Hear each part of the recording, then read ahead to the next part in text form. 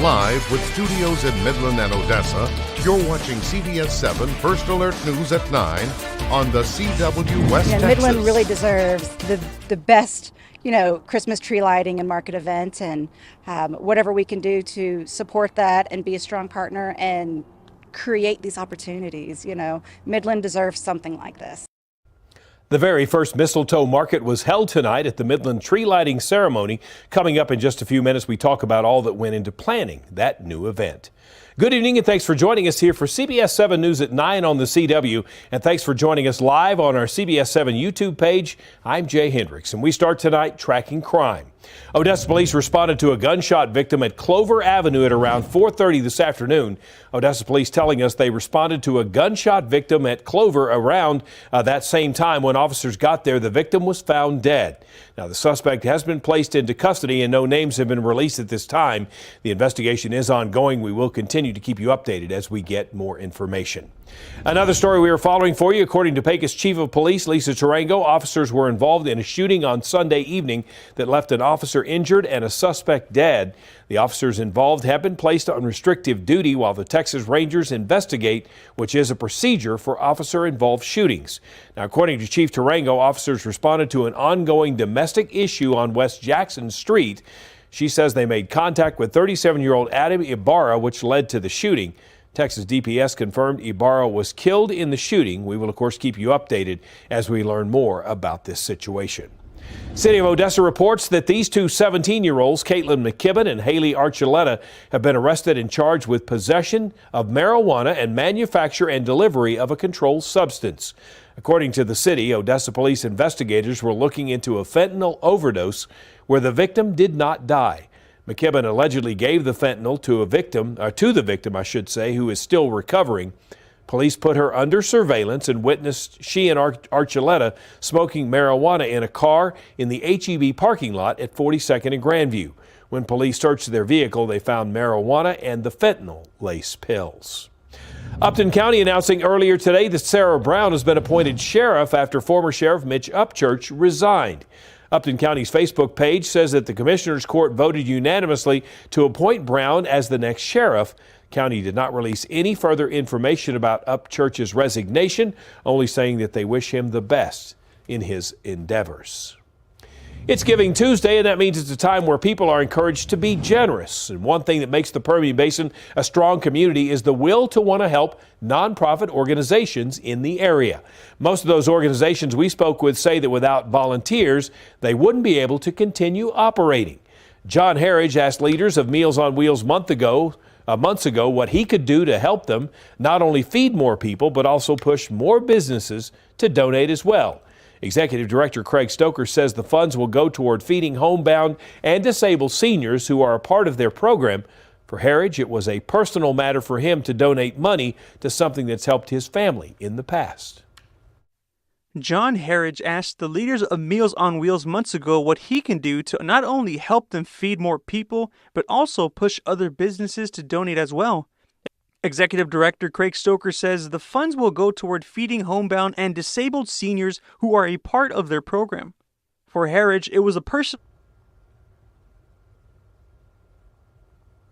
By the way, the whole point of Giving Tuesday is for other companies or individuals to match their donation or make it even a larger donation. Nonprofits like Mission Agape, who work to help families get basic needs, and Fix West Texas, who provides affordable pet services, are both getting to move into new facilities next year because of help from the community.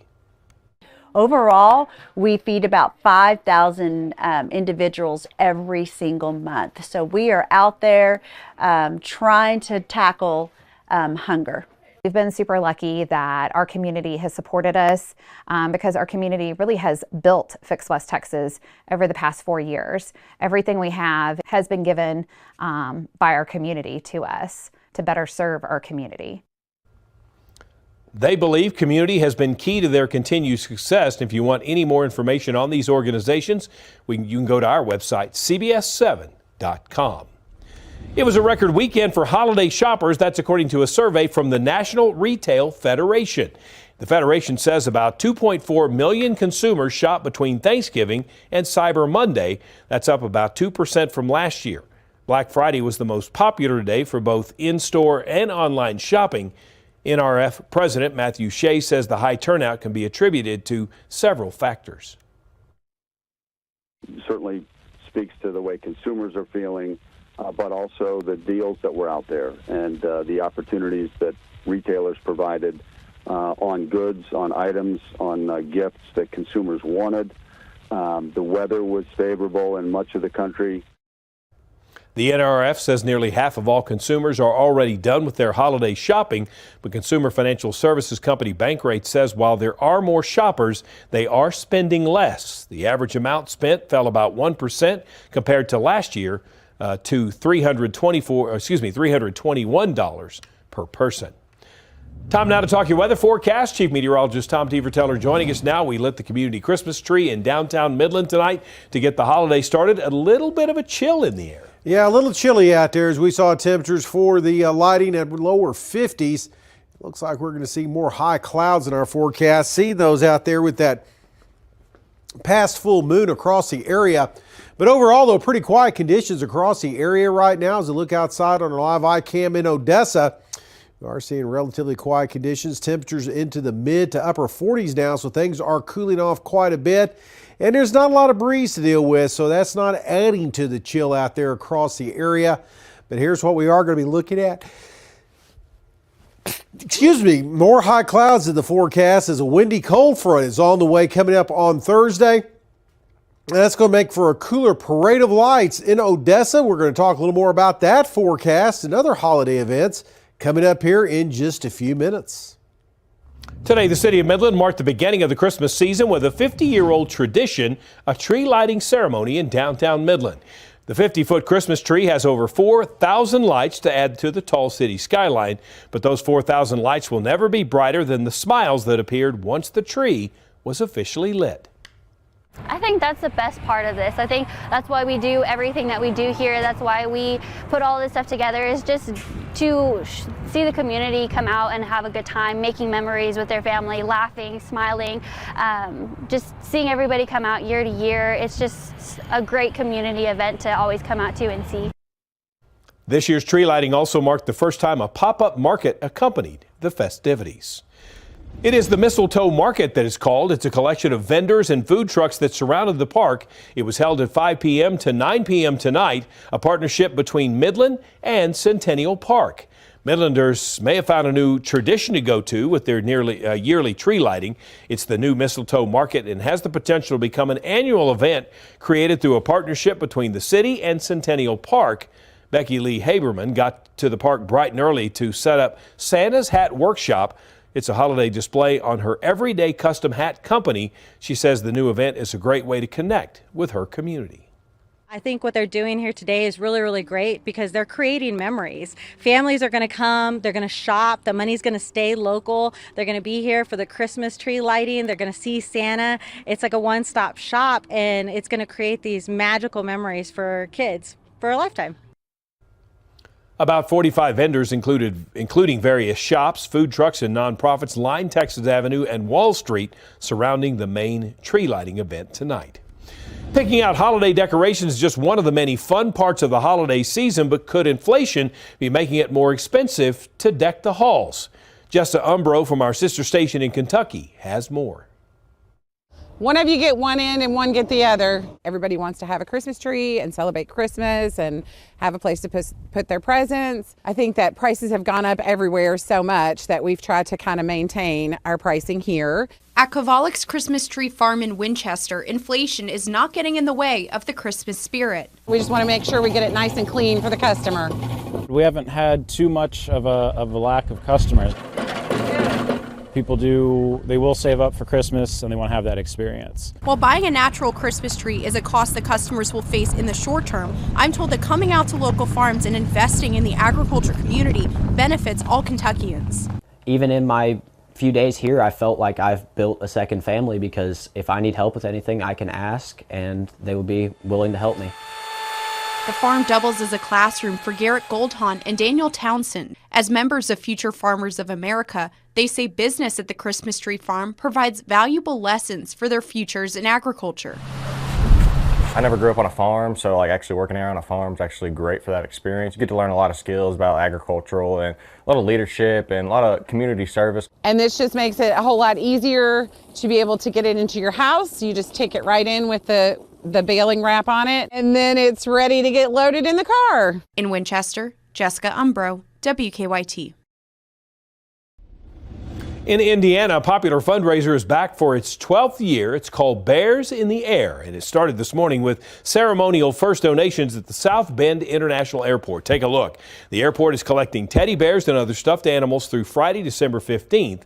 After that, they will go to 5 local hospitals in that area where staff will give them to sick children to help them feel more comfortable. You don't know what's going to happen when doctors and nurses are coming into the room, and so they do know what the comfort of a teddy bear means. And so it's a common language that we can share with all of the kids that we take care of, just that you're here, you're safe, and we're going to take care of you. Bears in the Air has collected more than 17,000 teddy bears in its first 11 years. The program has also brought in $86,000 for local veterans in the South Bend area. Now for a look at today's top headlines shown here in real time with real viewers at CBS7.com. See all of these stories and more by downloading our app or visiting our website at CBS7.com. Still ahead, it is the most wonderful time of the year and also the germiest. We'll tell you ways to protect yourself from getting sick up next.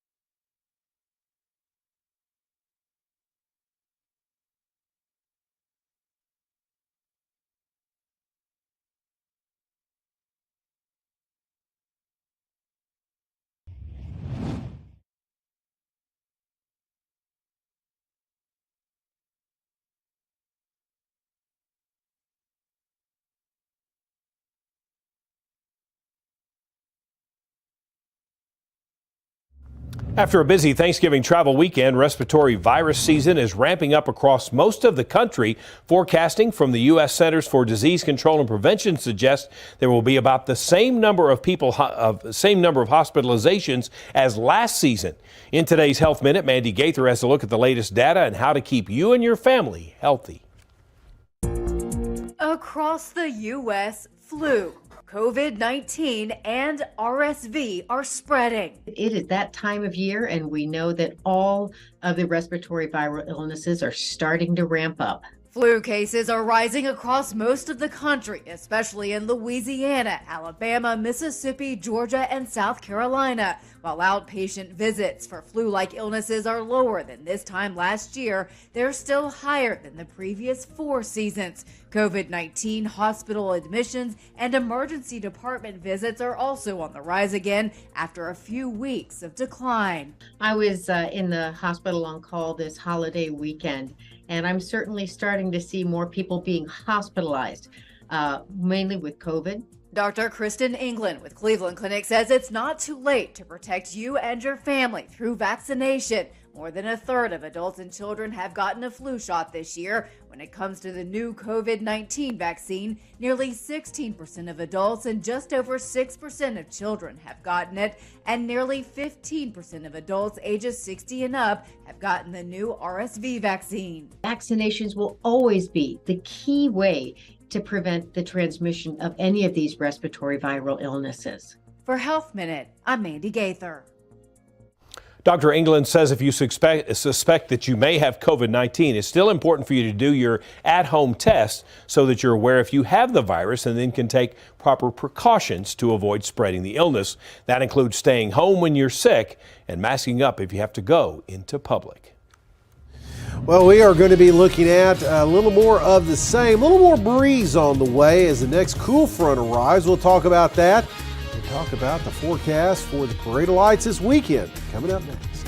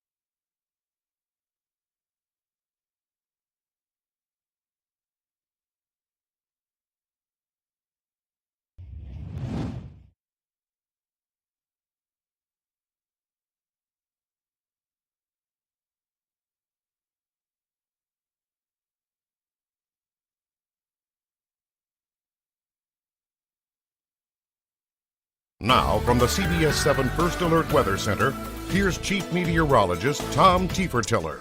Well, we take a look outside. A few high clouds out there in the evening. We saw today temperatures into the mid-50s, so it's a little cool out there, especially as you got into the evening hours for the tree lighting over in Midland, Mistletoe Marketplace. It was a little chilly this evening with temperatures again into the lower 50s right now across the country. We have a flat ridge of high pressure kind of keeping the weather relatively nice, but you see back towards the west, big trough settling in. That's going to be a big wind maker for us and then bring a front through as we move in towards the rest of the week. So a few changes are on the way, but overall it does look like a dry forecast here over the next couple of days. Mid to high level cloudiness continues to stream across out ahead of that trough, and that's going to continue to be the case. We may see more sun than anything else tomorrow afternoon, but there will be high clouds out there and periods of them becoming a little on the overcast side here over the next 24 hours. Across the state, again, things are on the cool side. We're already down into the upper 40s in many locations, 45 in Austin. Clouds kind of acting as a blanket down here, keeping temperatures up a little bit across portions of deep South Texas.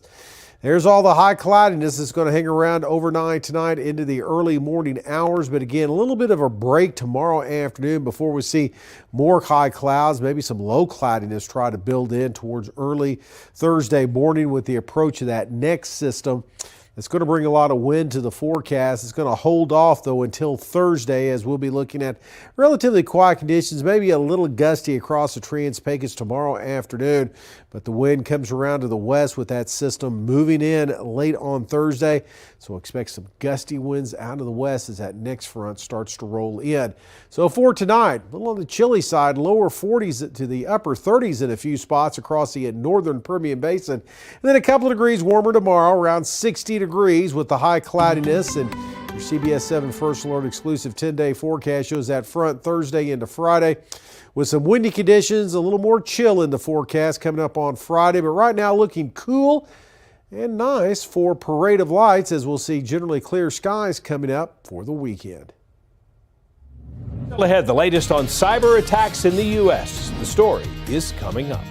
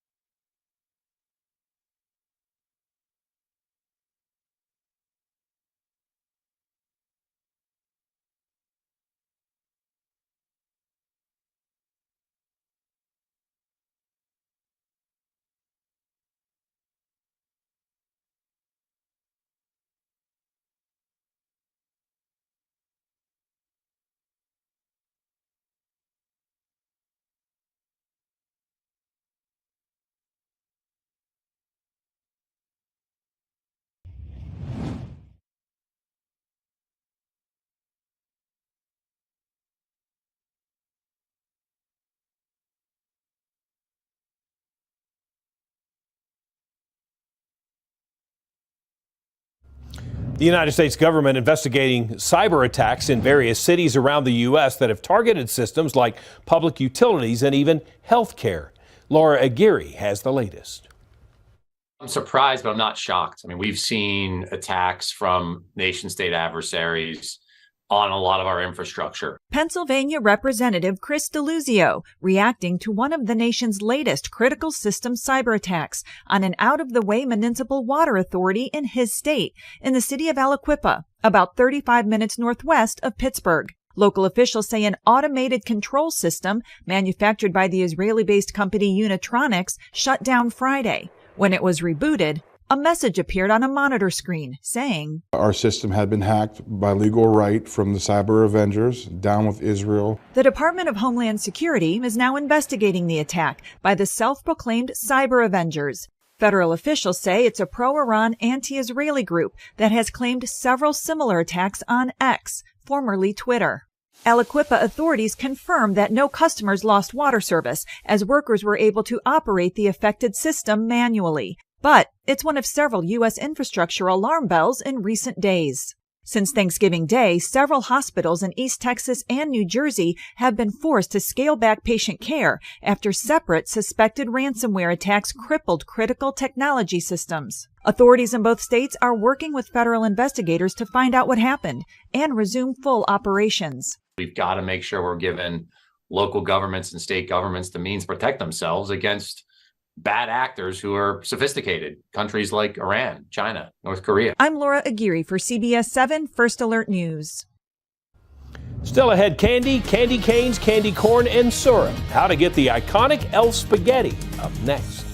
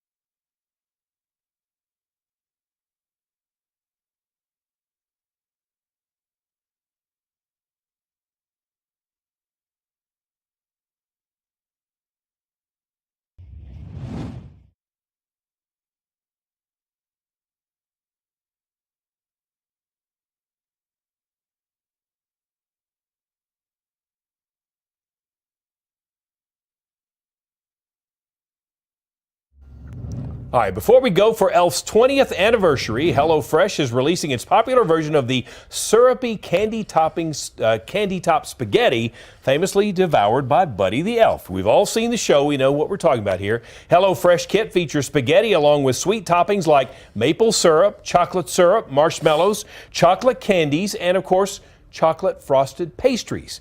Each kit also includes 2 festive aprons outfitted like Buddy the Elf's signature green suit, 2 plates with designations for the 4 main food groups, and you know what those are: candy, candy canes, candy corn, and syrup. Okay, that way you get all the ingredients. Plus, you get plastic storage bags, which are the ideal packing for your spaghetti lunch, just like in the movie. Sounds a little nauseating. You know, actually, when this was filmed, I looked this up earlier. When this scene was filmed where he's eating that, they said they had to do it in 2 takes because the first take, when it was done, Buddy the Elf, of course, the actor, got sick and actually threw up. Yeah, that sounds like a lot of sweets in one place and then spaghetti mixed in with it. I don't know, with but syrup and candy. Oh, I know. Just in time for Christmas, though, and we've got a lot of Christmas events going on. You know, coming up here this weekend, we have the take spaghetti with you. Yeah, we'll take it. We'll take this treat with it and make it for us. But as we look at that forecast again, we have the Parade of Lights coming up. Well, before that, a cold front's going to arrive, so things will be a little on the cool side for the Parade of Lights in Odessa coming up Saturday. We'll be there live. That's right. Taking a look at it there, and You can also watch it on KWWT by 30. You can't join us out there. That's right. We'll have it for you live. Thanks for joining us here at 9 o'clock. More news, of course, coming up tonight at 10.